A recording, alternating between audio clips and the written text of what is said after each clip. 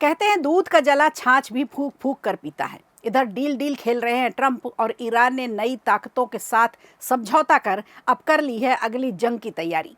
मानकर चलिए कि कूटनीति में एक बड़ा आर्थिक तूफान उठने की तैयारी में है, जहां ईरान का फंसा हुआ अरबों डॉलर का पैसा अब कई देशों के लिए सिरदर्द बन सकता है। आखिर क्या है ये पूरा विवाद और किन देशों पर पड़ेगा सबसे ज्यादा असर, आज विस्तार से चर्चा करेंगे इस पर।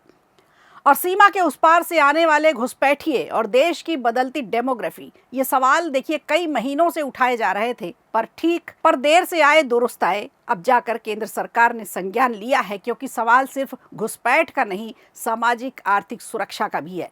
आखिर सरकार सीमाई इलाकों को लेकर अब क्या करने जा रही है, नई कमेटी को कितने बड़े अधिकार मिलने वाले हैं, इस पर पूरी पड़ताल आपको बताएंगे। और महाराष्ट्र की सियासत में फिर से अंदर खाने में हलचल तेज है। दिल्ली से लेकर मुंबई तक बैठकों का दौर जारी है, लेकिन तस्वीर अब तक साफ नहीं हो पाई है। आखिर सीटों के इस संग्राम में कौन किस पर भारी पड़ रहा है, महायुति की महापंचायत पर क्या है इनसाइड स्टोरी, ये भी साझा करेंगे आज के शो में। नमस्कार, खबर प्रधान शो देख रहे हैं आप और मैं हूं आपके साथ संगीता श्रीवास्तव।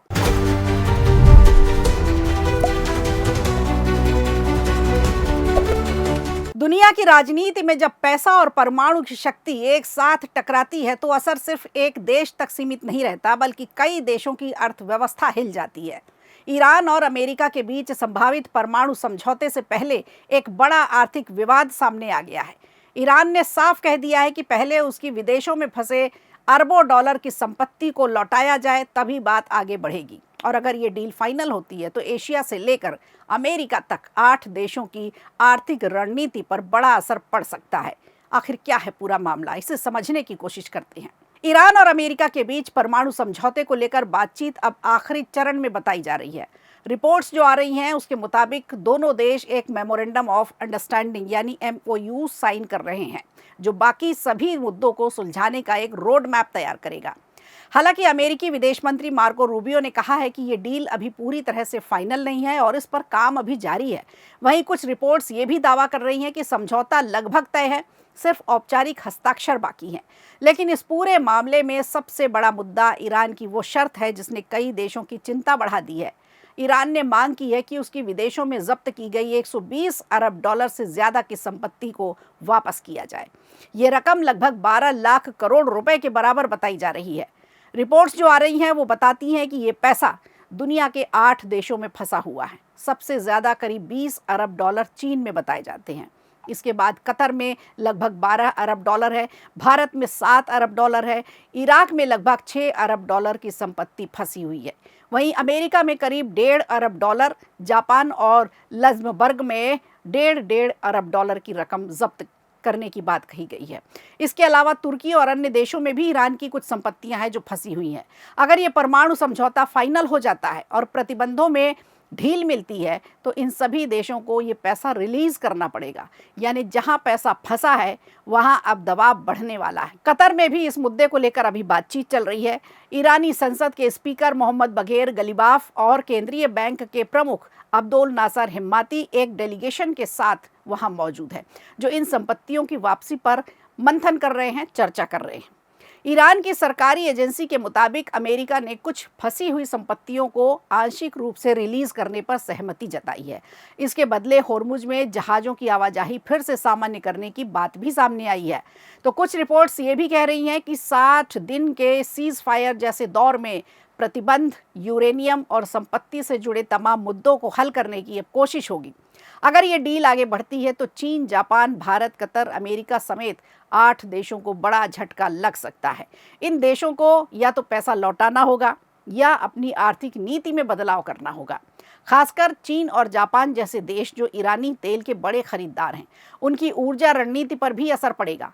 एक्सपर्ट्स मान रहे हैं कि अगर ईरान को ये पैसा वापस मिलता है तो अपनी कमज़ोर अर्थव्यवस्था को मजबूत करेगा, तेल उत्पादन बढ़ाएगा और बुनियादी ढांचों में निवेश करने में इसका इस्तेमाल होगा। फिलहाल सभी की नज़र इस डील पर टिकी हुई है, क्योंकि ये मामला सिर्फ एक समझौता नहीं, वैश्विक अर्थव्यवस्था की दिशा बदलने वाला एक कदम होगा।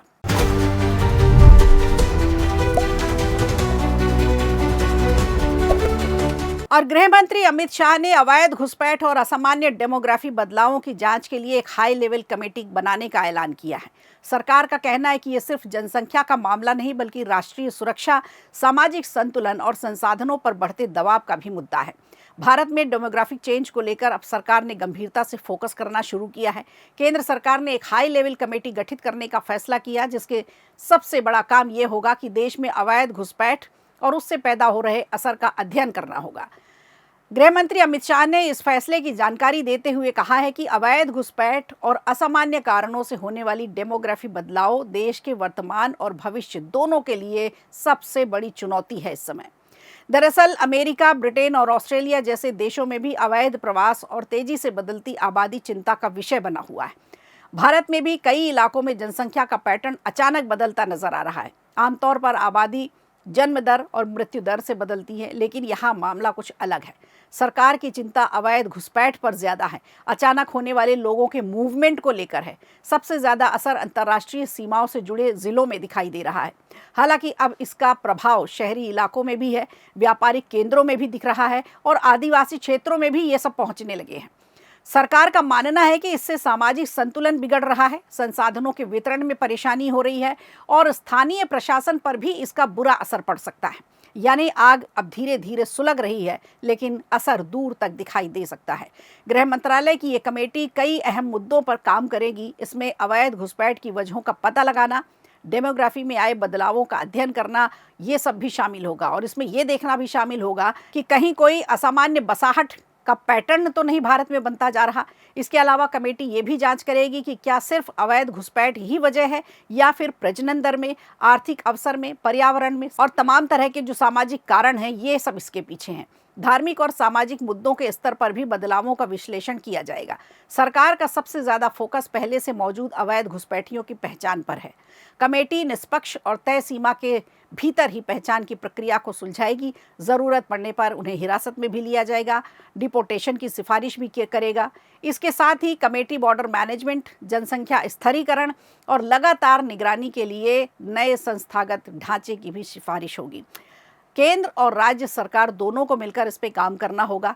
कैसे समन्वय बनेगा, कैसा रोड मैप तैयार किया जाएगा, इस पर हाई लेवल कमेटी होगी जो जनसंख्या में परिवर्तन पर जांच करेगी और अपनी रिपोर्ट सौंपेगी। इसके अध्यक्ष रिटायर्ड जज प्रकाश प्रभाकर नावलेकर होंगे। गृह मंत्रालय के संयुक्त सचिव भी बड़ी भूमिका में होंगे। इसके अलावा रिटायर्ड आईएएस दुर्गा शंकर मिश्र, बालाजी श्रीवास्तव और डॉक्टर शमिका रवि भी इस कमेटी का हिस्सा होंगे। रिपोर्ट्स बता रही हैं कि कमेटी को 1 साल के भीतर अपनी रिपोर्ट सौंपनी होगी। जरूरत पड़ने पर इसका कार्यकाल 6 महीने का और भी बढ़ाया जा सकता है। ये कमेटी किसी भी मंत्रालय, विभाग, राज्य सरकार या फिर एजेंसी से रिकॉर्ड और दस्तावेज मांग सकती है। फिलहाल सरकार का साफ संदेश है कि डेमोग्राफिक बदलाव और अवैध घुसपैठ जैसे मुद्दों को अब हल्के में नहीं लिया जाएगा। तो इसे कहते हैं देर आए दुरुस्त आए। सरकार की नींद थोड़ा देर से जगी, लेकिन समय रहते आँख खुल गई है। तो अब ये इस पर संज्ञान लेगी सरकार और इस पर तरीके से काम किया जाएगा। बॉर्डर को सील किया जाएगा और जो भी अवैध घुसपैठिए हैं उनको बाहर किया जाएगा।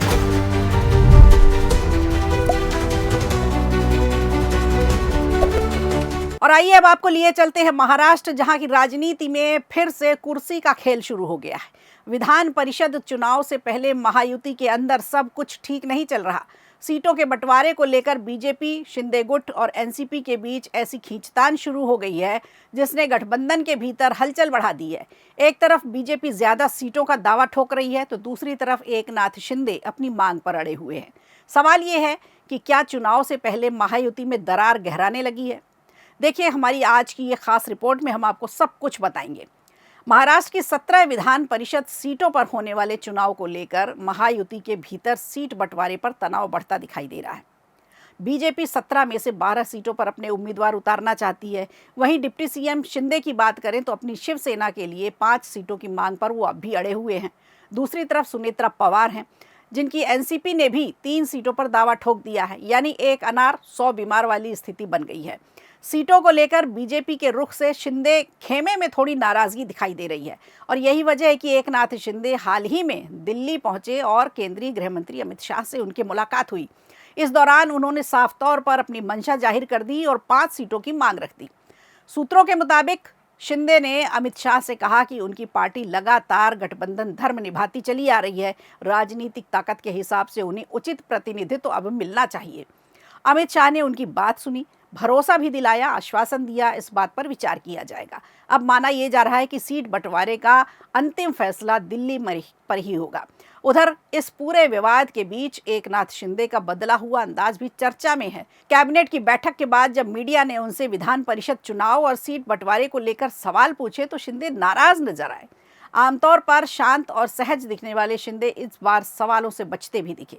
शुरुआत में उन्होंने कोई जवाब नहीं दिया, आगे बढ़ने लगे। बाद में मीडिया के लगातार आग्रह पर उन्होंने छोटी संक्षिप्त में बातचीत की, लेकिन सीटों के बंटवारे पर फिर भी कुछ नहीं कहा। इससे सियासी गलियारों में चर्चाएं तेज हैं। इधर महाराष्ट्र बीजेपी अध्यक्ष रविंद्र चौहान संभावित उम्मीदवारों की सूची लेकर दिल्ली पहुंच चुके हैं।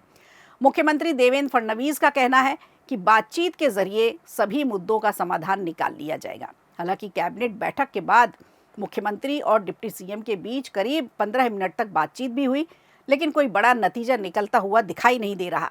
फिलहाल एकनाथ शिंदे अपनी 5 सीटों की मांग पर है, पीछे हटने के मूड में बिल्कुल दिखाई नहीं दे रहे हैं। ऐसे में सवाल ये उठ रहा है कि क्या महायुति के भीतर सब कुछ ठीक है या फिर अंदर ही अंदर सियासी तूफान तैयार हो रहा है। अब सभी की नज़र दिल्ली पर टिकी है, जहां से इस सीट बंटवारे पर आखिरी फैसला आ सकता है।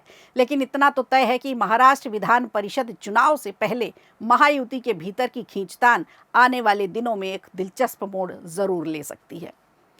तो खबर प्रधान शो में आज के लिए इतना ही। दीजिए इजाजत, नमस्कार। वीडियो अच्छा लगा हो तो लाइक कीजिए, शेयर कीजिए और कमेंट बॉक्स में हमें ज़रूर बताइए।